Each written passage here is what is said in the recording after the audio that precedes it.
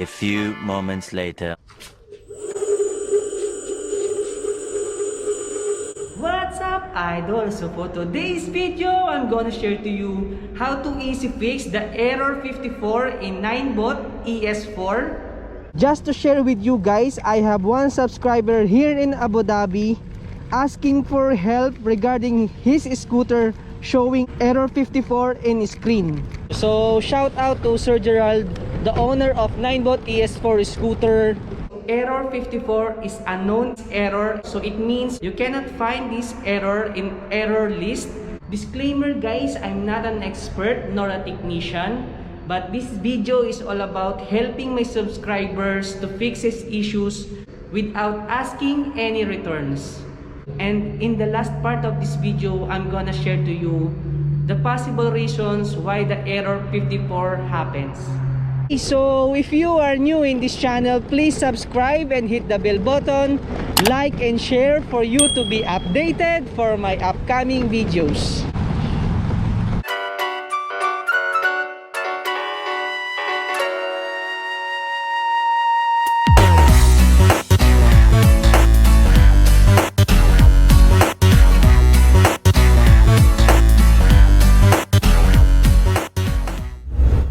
This time you cannot see the error 54 in the screen. According to Sir Gerald, sometimes the error shows, sometimes are not. First step that we need to do is remove the 4 screws in the stem.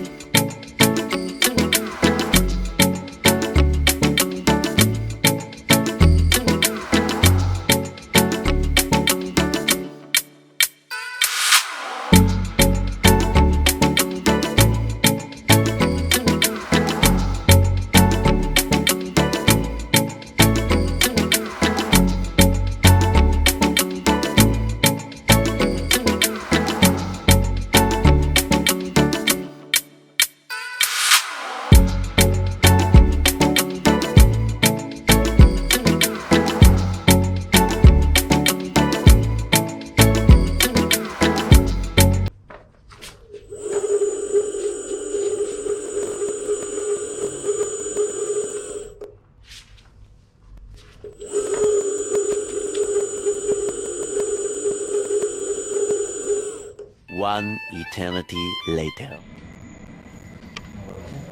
Ay, tanggal yung isa. Dito, paikot dun. Ah, sige, pag ganun, paikot ka. Try mo lang kung... Try your scooter. Eh, diretso mo, paikot. Ano, wala nga yun, ano? Ah. Wala nga. Just to give you an idea, to avoid wire burning, do not use in high degree uphill. So Ninebot es4 has only 15 degrees uphill. And also in the settings, choose energy recovery level weak in order to prevent wire burnings. Okay guys, so and that's all for today. So I hope you like my video. So if you like my video, please subscribe, like and share, and hit the bell button for you to be updated for my upcoming videos. And that's all for today. And this is James signing out.